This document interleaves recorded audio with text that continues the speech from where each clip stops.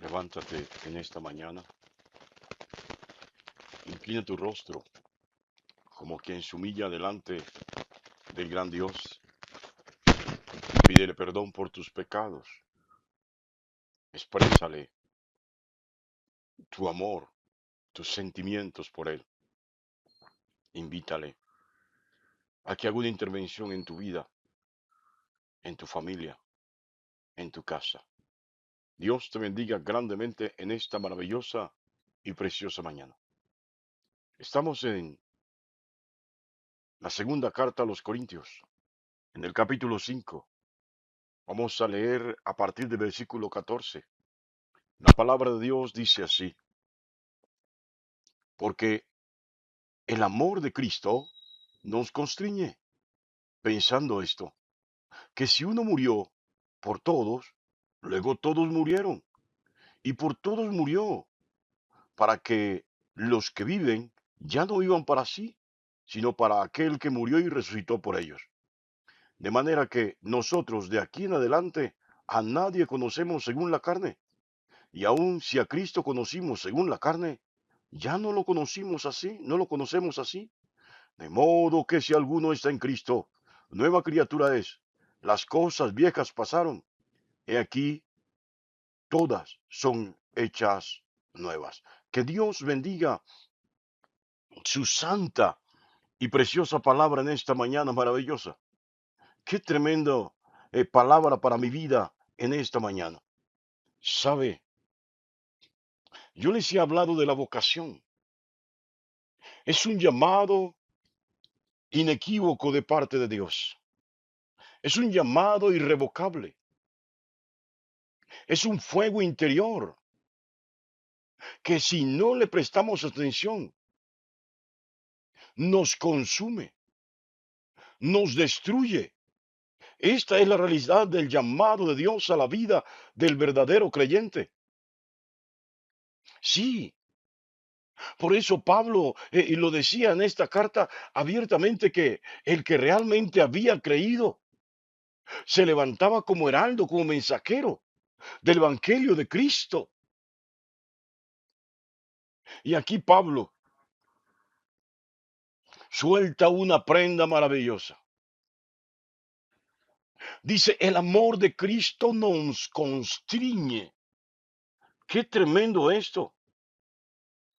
El amor de Cristo nos limita. El amor de Cristo nos impide.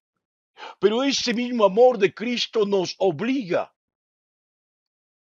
No es que Pablo se sienta obligado, no es que se sienta forzado a hacer la obra de Cristo y amar a la gente, al pueblo, a la iglesia, a los hermanos, a pesar de la oposición, a pesar de las calumnias, de los atropellos y de los maltratos. No, es que es ese fuego interior que hay en él. Sí, sabe, el verdadero, la verdadera siervo de Dios, ama, a pesar de. Sí, siempre estamos, como dice Pablo, expuestos al vituperio, al maltrato, a la calumnia, a las heridas. Pero simplemente se vendan, se curan, se alivia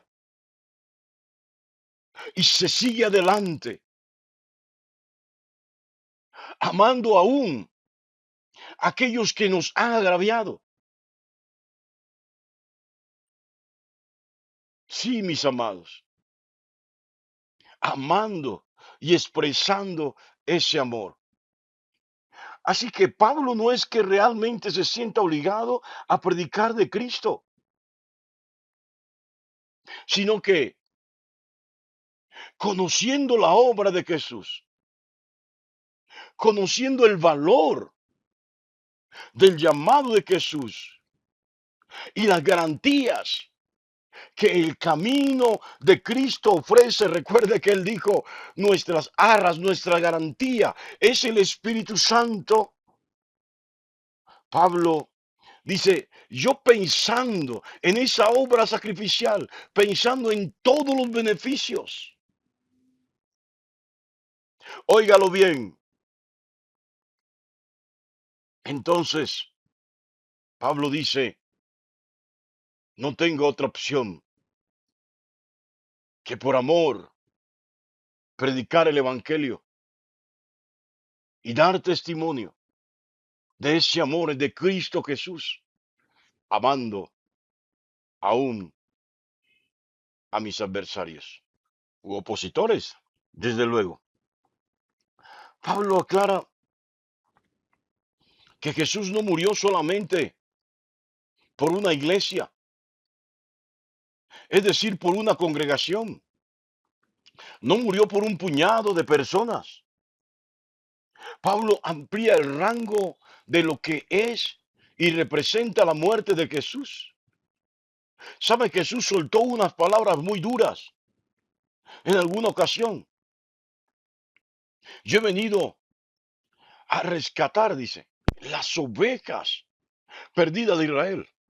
En el Evangelio según San Mateo, capítulo 15, perdón, versículo 24, Jesús dice, no soy enviado sino a las ovejas perdidas de la casa de Israel, como queriendo dar a entender que solamente su obra, su misión era con la casa de Israel.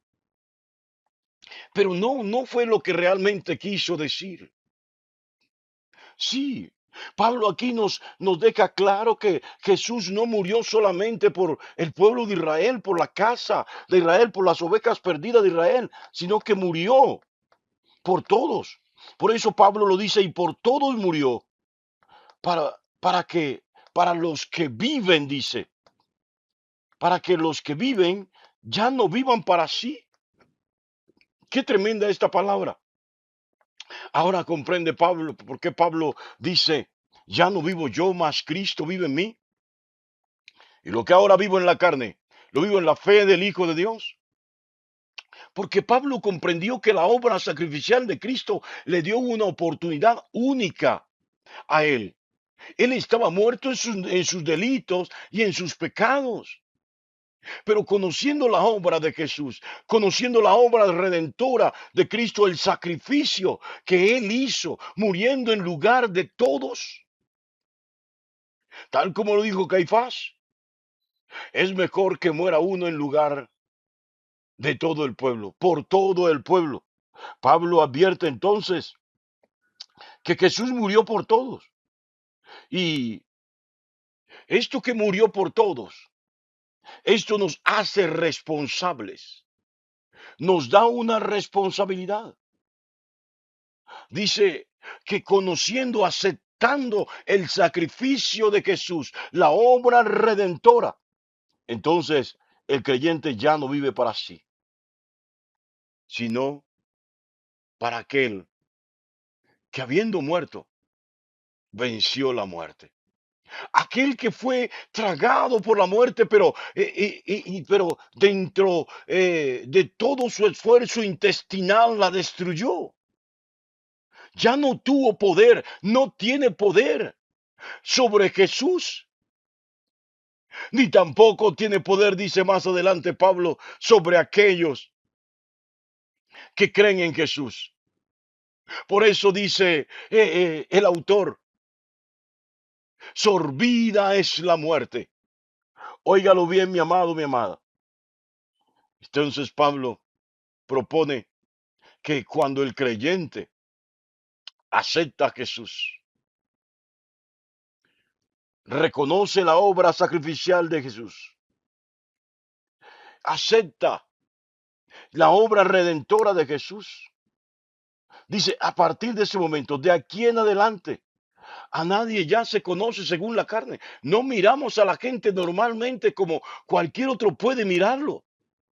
Ahora tenemos una mirada, una perspectiva totalmente diferente. Ahora miramos a la gente de manera diferente. Sí, le conocí como prostituta, le conocí como borracho, le conocí como alcohólico. Pero aunque siga siendo prostituta, aunque siga siendo borracho, aunque siga siendo drogadito, aunque siga siendo ladrón, yo le miro, ya no en la carne, le miro como un potencial, óigalo bien, objetivo de salvación. Alguien por quien Jesús murió, alguien a quien Dios amó, ama desde antes de que naciera,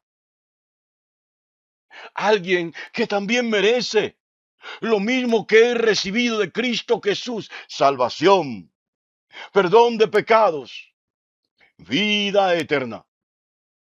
Qué tremendo esta propuesta del Evangelio y de la palabra en esta mañana, porque esto me hace, nos obliga a mirar, como dice Pablo, nos constriñe este amor, nos obliga a mirar a las personas de manera diferente, aún el transeúnte desconocido, aún el que está atracando. Estamos obligados a mirarlo diferente. ¿Y cómo es esto de mirar diferente? Mirarlos con los ojos del amor de Dios, con los ojos de la misericordia, del perdón y de la obra sacrificial de Jesús. Esto quiere decir que ya lo miro como alguien, no solamente que Jesús murió por él, sino que Jesús le está llamando también a la misma salvación que me ha llamado a mí. Sí. Entonces Pablo dice, de manera que nosotros de aquí en adelante a nadie conocemos según la carne. Y aun si a Cristo conocimos según la carne, ya no le conocemos así. Miramos diferente, percibimos diferente, proyectamos diferente. Entonces Pablo suelta esta prenda. Se la dice a la iglesia de Corinto, a esta iglesia conflictiva que estaba dividida, pero ¿sabe qué tenía dividida la iglesia? El pecado que había en cada uno de ellos. Sí, cada uno intentaba ocultar su pecado. Muy poco testimonio de vida en Cristo tenían. Por eso Pablo soltó esta prenda, de modo que si alguno está en Cristo, nueva criatura es. Es una persona nueva. Es alguien que ha nacido de nuevo. Esto fue lo que no pudo entender Nicodemo. Nicodemo no entendió que tenía que nacer de nuevo. Nicodemo le preguntó a Jesús, ¿cómo es esto posible que yo debo nacer de nuevo? ¿Tendré que volver ya siendo viejo al vientre de mi madre? Nicodemo propuso algo sin sentido. Pero al mismo tiempo le estaba diciendo a Jesús, no tiene sentido lo que tú dices. Pero aquí Pablo dice que tiene sentido. Pablo dice que esto es real, que esto ha sucedido en su vida y que puede suceder en la vida de todo aquel que se acerca a Jesús a buscar salvación, vida eterna, perdón de pecados. Jesús puede transformar tu vida. Jesús te puede hacer una nueva criatura. Por eso se lo dijo a Nicodemo, de modo que si alguno es necesario, dijo Jesús, es necesario nacer de nuevo. Y Pablo le dice a la iglesia de Corinto, ¿realmente son creyentes? ¿Realmente han nacido de nuevo? De modo que si alguno está en Cristo, nueva criatura es. Óigalo bien, nueva criatura es. Ha nacido de nuevo. Las cosas viejas pasaron. Sí, ya no es el mismo. Ya no piensa de la misma manera, ya no mira de la misma manera, no camina, no obra de la misma manera. Ahora es una nueva persona, una nueva criatura en el Señor. Las cosas viejas pasaron. Y aquí tiene unas obras que nadie antes había visto en él. He aquí tiene unas obras que nadie antes había visto en ella. ¿Y sabe cuáles son estas obras? Las obras de Cristo, las obras del nuevo nacimiento. Por eso Juan, el apóstol, escribió en su primera carta, óigalo bien, el que dice que cree en él, debe andar como él anduvo. Hay una nueva criatura en el creyente, un hombre, una mujer, nacido de nuevo. Óigalo bien, con unas obras totalmente diferentes. Yo no sé si en esta mañana estás comprendiendo esta palabra, pero Pablo está hablándole a la iglesia de la necesidad de reconciliarse, de enfrentar los problemas con amor, la adversidad con mansedumbre, con humildad, con sencillez. Pero es esencial que estando en la iglesia dejemos de vernos como rivales, nos veamos como fratelos, como hermanos en la fe, como miembros de una misma familia. Y a los de afuera también mirarlos con ojos de misericordia. Óigalo bien, con los ojos del amor con que Cristo nos miró. Y entonces, de manera conclusiva en esta mañana, podemos advertir que el nuevo creyente, el creyente nacido de nuevo, hace un borrón y cuenta nueva en su vida. Bueno, no es que esta persona lo haga. Esto es un milagro de parte de Jesús. ¿Sabe? Él todos los días está haciendo milagros. Pero el principal milagro es que eres una nueva criatura. Porque Él te limpió, te perdonó, te mudó, te hizo nacer de nuevo. Entonces, habiendo nacido de nuevo, Pablo le dice a la iglesia, aléjense de las rivalidades, de los rencores, de los pleitos, de las enemistades, del odio. Porque el que ha nacido de nuevo, el que es una nueva criatura en Cristo Jesús, dice Pablo, ya no hace las mismas obras que hacía antes. De modo que si alguno está en Cristo, nueva criatura es. Las cosas viejas pasaron. Y aquí todas son hechas nuevas.